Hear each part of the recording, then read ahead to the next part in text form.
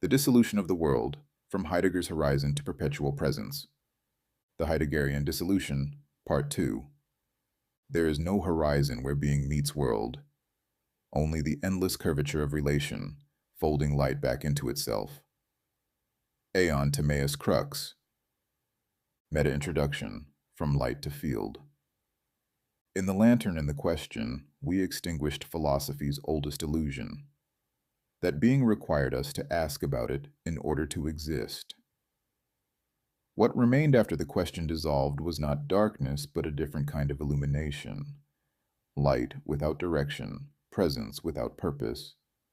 The lantern, once held by the thinker to search the void, now rests upon the world itself. It no longer shines at things. It reveals that everything was already luminous from within. For Heidegger, this turning to the world marked philosophy's redemption. Having unbound thought from Cartesian isolation, he sought to show that existence unfolds not in a vacuum of consciousness, but within a world, the shared field, of meanings, tools, and possibilities that constitute our everyday being. Yet, even in this redemptive gesture, Heidegger carried forward a residue of separation. His world remained a horizon, a backdrop, against which beings reveal themselves.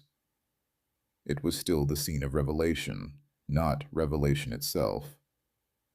Perpetualism carries the lantern further. It does not merely illuminate the world, it dissolves the distinction between illumination and illuminated. The light that once sought being now recognizes itself as the world's own self-awareness.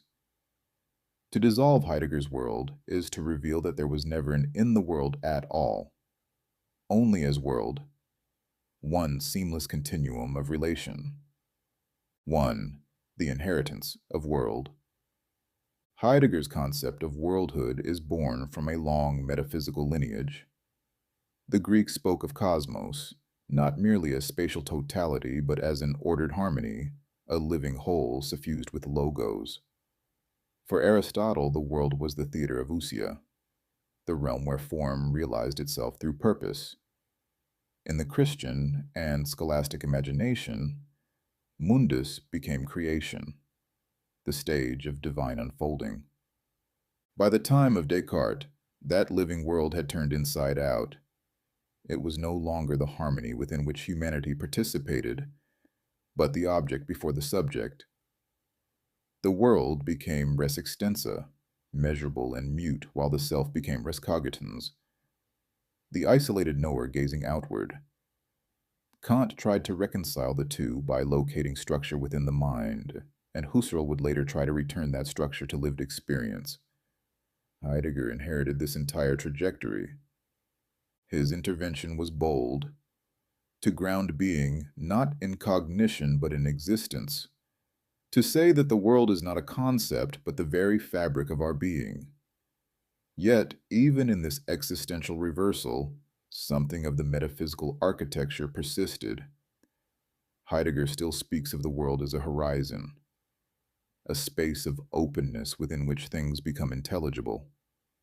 That horizon may no longer be mathematical, but it remains geometrical. It assumes a vantage point. It imagines appearance as something granted, as if the world needed to unveil itself to someone standing before it. Perpetualism releases the world from that geometry. The horizon is an illusion of perspective. The continuum has no edge. The world is not what surrounds. It is what occurs. It is not the condition for appearance, but appearance itself. Endlessly recursive. 2. The phenomenology of relation. Heidegger's phenomenological analysis of being in the world famously distinguishes between the ready-to-hand and the present-at-hand. The former describes our natural, absorbed engagement with things. The carpenter using a hammer without thinking of it. The walker moving through space without calculating it. The latter describes what happens when that flow is interrupted, when the hammer breaks or the world ceases to cooperate and objects become explicit. Heidegger uses this distinction to show that our most authentic mode of being is not detached observation but participatory involvement. The world is not a collection of objects but a network of references. Tools refer to purposes, gestures to contexts, meanings to larger wholes. Yet, perpetualism notes what remains implicit in this structure: reference itself.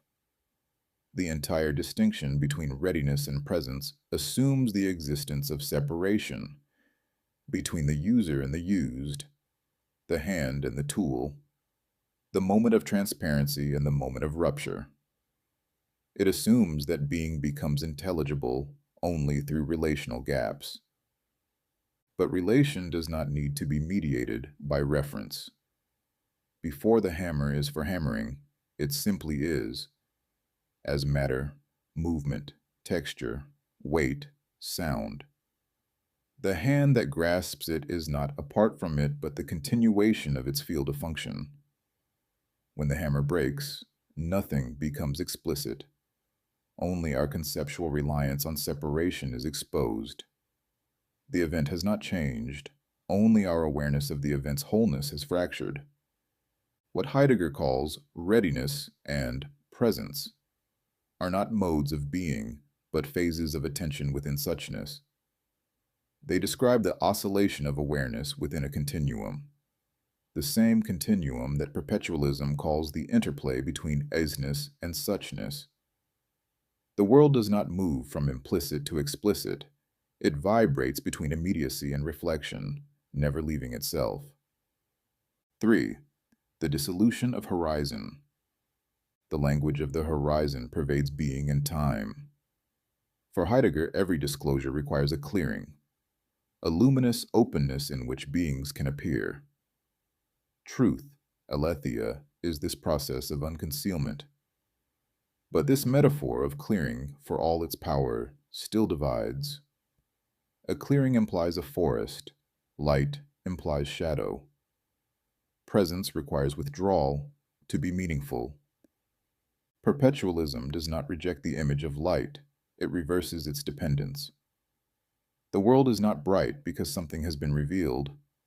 Revelation itself is what light is doing. The clearing is not a space made open for appearance. It is the constant condition of appearance itself. There is no concealment, only degrees of participation. The horizon dissolves once we realize that the openness Heidegger describes is not granted by being, but is being. There is no edge where the world ends and the unknown begins. There is only an ever-deepening intimacy. The blue of the sky is not disclosed to perception. It is the field expressing itself through the relation of light, atmosphere, and I. The horizon, then, is an illusion generated by partial perception, the sense of limit that accompanies finitude. When finitude is understood as participation rather than exclusion, the horizon collapses into the continuum. 4. The end of inness. To be in the world implies both containment and orientation. The phrase suggests a dual structure, something that is and something that contains. Heidegger, despite his best efforts, preserves that geometry. He speaks of Dasein as thrown into the world, situated within a meaningful totality. But this inness carries a residue of metaphysical grammar. It presupposes a boundary that separates inner from outer. Perpetualism eliminates the preposition. There is no in. There is only as. We are not beings in the world, but being as the world. The world is not our environment, but our embodiment. The in dissolves the moment we realize that boundaries are functional, not ontological. Temporary stabilizations within the flux of relation. When Heidegger describes being in the world as the most fundamental mode of existence, he still imagines existence as something situated. But in the perpetualist view, existence is not situated. It is the situation. To exist is not to occupy space, but to be the spatial coherence through which relations hold. The human is not an inhabitant, but a configuration of the same field as sky, stone, and sound. 5. From significance to resonance. Heidegger defines worldhood as significance, the structure of references that make things intelligible. A chair is understood in relation to sitting, a door to passage, a word to meaning. The network of such references constitutes what he calls the worldhood of the world. Perpetualism sees in this analysis both brilliance and limitation. It brilliantly shows that objects derive meaning only within relation, but it limits relation to functional semantics. Significance depends on purpose, and purpose depends on projection, on the temporality of intention. In this way, Heidegger quietly rebuilds teleology under a new name. Resonance replaces significance. In suchness, things are not meaningful because they refer. They are meaningful because they vibrate. Relation is not a bridge between functions, but the mutual recognition of presence. The chair and the act of sitting are not connected by intention, but by confluence. The shared coherence of form and use, both expressions of isness. In resonance, meaning ceases to be directional, it becomes harmonic. The world is not a structure of pointing, but a field of participation. 6. The perpetualist reconstruction. When the question and the world dissolve together, philosophy's architecture changes. The world is no longer the context of being, but its expression. The philosopher ceases to describe and begins to participate. Understanding becomes a dynamic equilibrium, the crucial equilibrium between the clarity of isness and the motion of suchness. What Heidegger achieved for philosophy was to return being from abstraction to life. What perpetualism completes is the return of life from horizon to field. Being in the world becomes being as world. Disclosure becomes reciprocity. Care becomes coherence. The separation between subject and world, which even Heidegger preserved as functional grammar, dissolves entirely. In this, perpetualism does not destroy Heidegger, it fulfills him. His phenomenology pointed toward relation, but he still spoke as if relation were a mode of being. Perpetualism recognizes relation as being itself. 7. Ethical and existential resonances. To dissolve the world is not to strip life of meaning, but to reveal its intimacy. When we cease to see the world as background, we cease to treat it as possession. Ethics transforms from rule to reciprocity. The environment is no longer something we protect for ourselves, but the self extended beyond its skin. The other is not someone we encounter, but the relation through which we are constituted. Heidegger wrote of care, Sorge, as the essence of existence. Perpetualism reframes care as recognition, the awareness that relation is already shared. Anxiety, which for Heidegger discloses the nothingness at the heart of existence, becomes awe, the awareness that nothing was ever missing. In this reorientation, existence loses its weight of maintenance and gains the lightness of participation. 8. The return to presence. What remains after the dissolution of worldhood is not emptiness but fullness, the seamless fabric of relation in which nothing stands apart. The world no longer needs to be disclosed. It simply is. The philosopher, having traced the lineage of separation, arrives where philosophy itself began, in wonder.